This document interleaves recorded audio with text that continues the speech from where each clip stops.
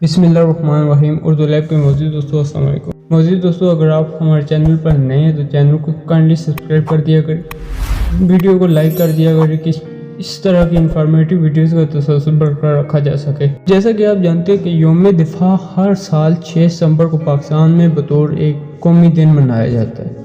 یہ دن بھارت جنگ 1965 میں فوج کی دفاعی کارکردگی اور قربانیوں کی یاد میں منایا جاتا ہے۔ اس کا مقصد پاکستان کی دفاعی اور عسکری طاقت کو مضبوط کرنے کی یاد دہانی ہے، تاکہ ہر آنے والے دن میں کسی بھی حملے سے احسن طریقے سے نمٹا جا سکے۔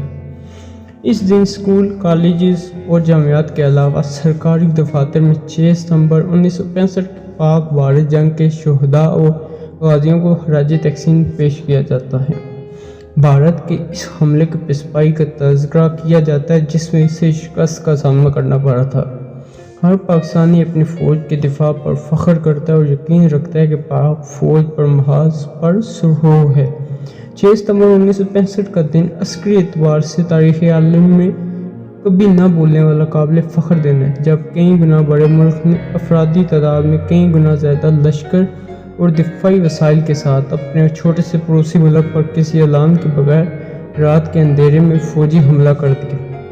اس چھوٹے مگر غیور متعدد ملک نے اپنے دشمن کے جنگی حملے کا اس مردی اور جانساری سے مقابلہ کیا کہ دشمن کے سارے عزائم خاک میں مل گئے۔ بین الاقوامی سطح پر بھی اسے شرمندگی اٹھانا پڑی۔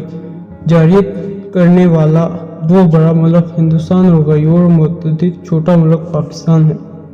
1965 کی ہندوستان اور پاکستان کے درمیان ہونے والی اس جنگ میں ثابت ہوا کہ جنگیں ریاستی عوام اور فوج متحد ہو کر ہی لڑتی ہیں اور جیتی جا سکتی ہیں۔ پاکستانی قوم نے اپنے ملک سے محبت اور مسلح افواج کی پیشہ ورانہ مہارت اور جانثاری کی جرأت مندانہ جذبے نے مل کر ممکن کو ممکن بنا کر دکھایا۔ سن 1965 کی پاکستان انڈیا جنگ کو 55 سال سے زیادہ کا عرصہ گزر چکا ہے۔ یہ جنگ جہاں پاکستان کی تاریخ کا ایک درخشاں باب سمجھا جاتا ہے، وہیں کچھ ایسے شواہد بھی ملتے ہیں کہ معاملات وہ نہیں تھے جو بیان کیے جاتے ہیں۔ بظاہر یہ جنگ 6 ستمبر 1965 کو شروع ہوئی جب انڈیا نے پاکستان پر حملہ کرنے کے لیے بین الاقوامی سرحد عبور کی، مگر مورخین کے مطابق یہ جنگ 26 اپریل 1965 کو شروع ہوئی تھی، جب پاکستانی فوج نے کچھ کے علاقے میں کنجر کوٹ اور بیار بیٹ علاقے پر قبضہ کیا تھا۔ چند روز بعد برطانوی وزیر اعظم ہیرلڈ ولسن نے دونوں حکومتوں کے مابین مفاہمت کروانے کے لیے اپنی خدمات پیش کیں۔ چنانچہ 30 جون 1965 کو دونوں ممالک نے جنگ بندی کے ایک معاہدے پر دستخط کر دیے اور یہ معاملہ ایک بین الاقوامی ٹریبونل کے سپرد کر دیا گیا۔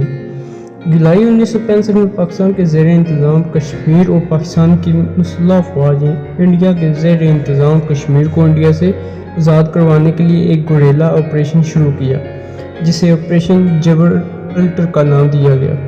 اس آپریشن کی منصوبہ بندی ایوب خان کی ہدایت پر 12 ڈویژن کی general officers commanding general Akhtar Hussain Malik نے کی تھی، جبکہ اسے وزیر خارجہ ذوالفقار علی بھٹو اور سیکرٹری خارجہ عزیز احمد کی تائید بھی حاصل تھی۔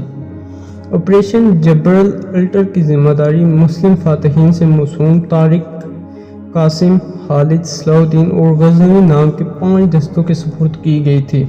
اس آپریشن کی مدد کے لیے ایک اضافی آپریشن بھی تشکیل دیا گیا تھا جس کا نام نصر تھا۔ یہ تمام دستے 24 جولائی 1965 کو اپنے اپنے محاذوں پر روانہ ہوئے اور 28 جولائی کو اپنی اپنی منزل پر پہنچ گئے، مگر اس کے بعد جو کچھ ہوا وہ پاکستان بالخصوص کشمیر کی تاریخ کا المناک باب ہے۔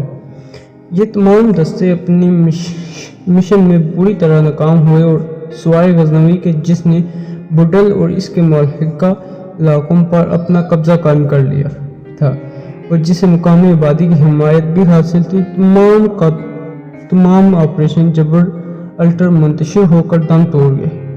امید ہے کہ دوستو ہماری یہ آج کی محنت آپ کو پسند آئی ہوگی۔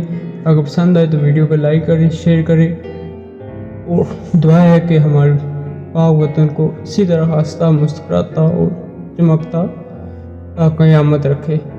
ملتے ہیں نیکسٹ ویڈیو میں، تب تک کے لیے اللہ حافظ۔